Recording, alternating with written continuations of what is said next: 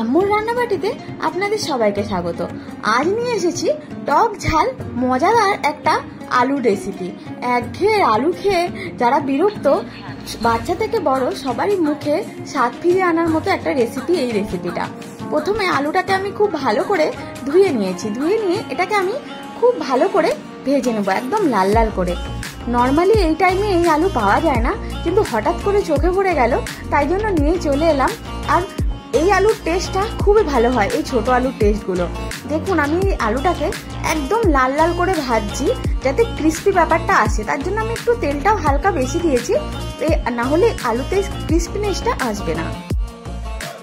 আর আরেকদিকে আমি বাটার জন্য নিয়ে নিয়েছি একটু বেশি করে ধনে পাতা, কারি পাতা আর কালো জিরে আর কাঁচা লঙ্কা। ঝালটা আপনারা আপনাদের হিসাবে দেবেন।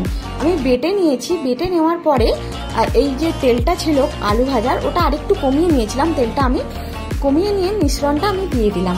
দিয়ে মিশ্রণটাকে আমি ভালো করে নাড়তে থাকবো যতক্ষণ কাঁচা গন্ধটা না চলে যায়। তারপরে মিক্সিটার একটু জলটাও দিয়ে দিলাম, তাতেও তো কত মশলা লেগে থাকে বলুন। তো সেই জন্য আমি জলটা দিয়ে দিলাম। এবার যখন আমি বুঝে যাব যে কাঁচা গন্ধটা মরতে শুরু করেছে, পরিমাণ মতো নুন হলুদ, আপনারা যদি ঝাল খান তো আর একটু ঝালও অ্যাড করতে পারেন। আমি গোলমরিচের গুঁড়ো দেবো জিনিসটাকে হেলদি রাখার জন্য। তো এইভাবে যখন কালারটা চেঞ্জ হয়ে যাবে, আমি তখন আলুগুলোকে দিয়ে দেবো। আলুগুলো আমার মোটামুটি 50% মতো সেদ্ধ হয়ে গেছে। এটার সঙ্গে আরেকটু আমি ফুটিয়ে ফুটিয়ে ভালো করে সেদ্ধ করে নেব। এই জলটাকে আমার পুরোটা মারতে হবে, সেই জন্য মোটামুটি যখন আমার এই আলুটা থেকে জলটা পুরো মরে যাবে, তখন আমি এই যে একটু আমার গ্রেভি লাগবে, সেই জন্য আমি আলুটা সেদ্ধ বরাবর একদম হয়ে গেছে, একটু জল দিয়ে তার উপর দিয়ে আমি লেবুটা দেবো, লেবুর রসটা আমি দেবো।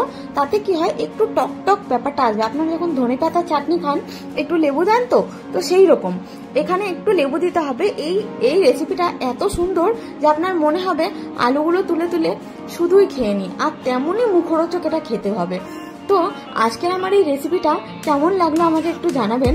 যদি আপনাদের ভালো লাগে আমার চ্যানেলটা একটু সাবস্ক্রাইব করবেন, আর আমার ভিডিওটাকে লাইক করে আমাকে একটু সহায়তা করবেন। তো তারপরে দেখা হচ্ছে আমার নতুন ভিডিওতে।